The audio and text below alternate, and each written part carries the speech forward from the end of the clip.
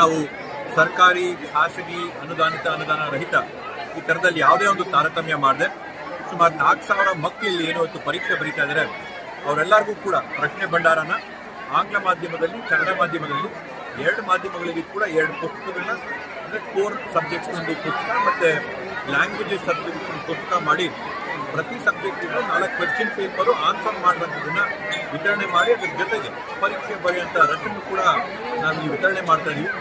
ಸರ್ಕಾರದ ಉದ್ದೇಶ ಏನಿದೆ, 10ನೇ ತರಗತಿಯಲ್ಲಿ ಯಾರ್ಯಾರು ಮಕ್ಕಳು ಪರೀಕ್ಷೆ ಬರ್ತಾರೆ ಎಲ್ಲರೂ ಕೂಡ ಉತ್ತೀರ್ಣರಾಗಿ ಮುಂದಕ್ಕೆ PhD ಓದಬೇಕು, ಡಿಗ್ರಿ ಮಾಡಬೇಕು, ಅವ್ರು ಉನ್ನತ ಶಿಕ್ಷಣ ಪಡಿಬೇಕು ಅಂತ ಉದ್ದೇಶ ಇದೆ. ಆ ಸಂಕಲ್ಪನ ಸಮಾಜದ ಕಟ್ಟಕಡೆ ಪ್ರಜೆಗೆ ತಲುಪುವಂಥ ಒಂದು ನಿಟ್ಟಿನಲ್ಲಿ ಇವತ್ತು ಈ ಕಾರ್ಯಕ್ರಮ ನಾವು ಹಮ್ಮಿಕೊಂಡಿದ್ದೀವಿ. 4,000 ಮಕ್ಕಳು ಕೂಡ ಇಲ್ಲಿ ಬಂದಿದ್ದಾರೆ.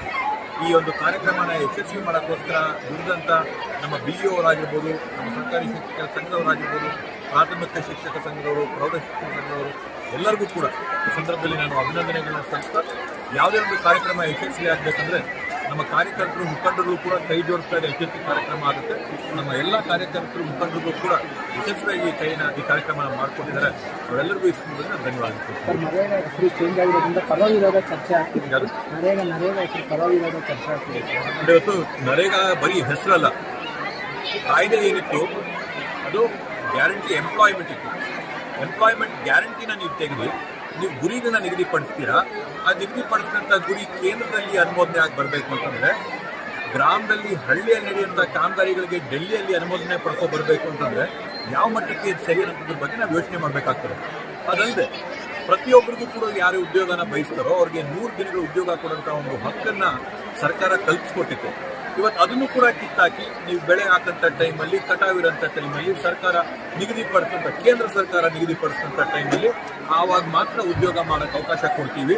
ಅದೊಂದೇ ಅಲ್ಲದೆ ಏನು ಗತಿಶಕ್ತಿ ಅನ್ನೋಂಥ ಯೋಜನೆಯನ್ನು ಕೇಂದ್ರ ಸರ್ಕಾರ ತಂದಿದೆ, ಆ ಕಾರ್ಯಕ್ರಮಗಳ ಅಡಿಯಲ್ಲಿರ್ತಕ್ಕಂಥ ಯೋಜನೆಗಳು ಮಾತ್ರ ನರೇಗಾ ಜೋಡಿಸ್ಬೋದು ಅಂತಂದರೆ, ವೈಯಕ್ತಿಕವಾಗಿ ಯಾರು ಈ ಗುತ್ತಿಗೆಗಳು ಮಾಡ್ತಾ ಇದ್ರು ಅವ್ರ ಕೈಯಲ್ಲಿ ಸಾಧ್ಯನೇ ಇಲ್ಲ. ಮುಂದಿನ ದಿನಗಳಲ್ಲಿ ದೊಡ್ಡ ಗುತ್ತಿಗೆದಾರ ಹತ್ರ ಕೆಳಗೋಗಿ ಕೆಲಸ ಮಾಡಿ ಅದಕ್ಕೂ ಕೂಡ ಅದಕ್ಕೆ ತಕ್ಕಾದಂಥ ಏನು ರೆಮ್ಯುನರೇಷನ್ ಕೊಡಬೇಕು, ಹಣ ಬಿಡುಗಡೆ ಮಾಡಬೇಕು, ಅದು ಕೂಡ ನಿಗದಿಪಡಿಸಿಲ್ಲ.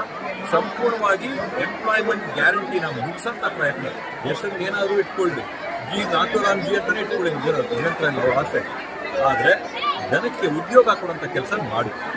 ಹೆಸರು ನೀವು ಏನಾದರೂ ಇಟ್ಕೊಳ್ಳಿ, ಜಿ ರಾಮ್ಜಿ ಅಂತ ಇಟ್ಕೊಳ್ರಿ, ಜಿ ನಾಥೂರಾಮ್ಜಿ ಅಂತ ಇಟ್ಕೊಳ್ರಿ, ಜಿ ಮೋದಿಜಿ ಅಂತ ಇಟ್ಕೊಳ್ರಿ, ಏನಾದರೂ ಇಟ್ಕೊಂಡು ಬಡವ್ರಿಗೆ, ಉದ್ಯೋಗ ಬಯಸೋರಿಗೆ ಉದ್ಯೋಗ ಕಲ್ಪಿಸ್ಕೊಳ್ರಿ ಅಷ್ಟೇ.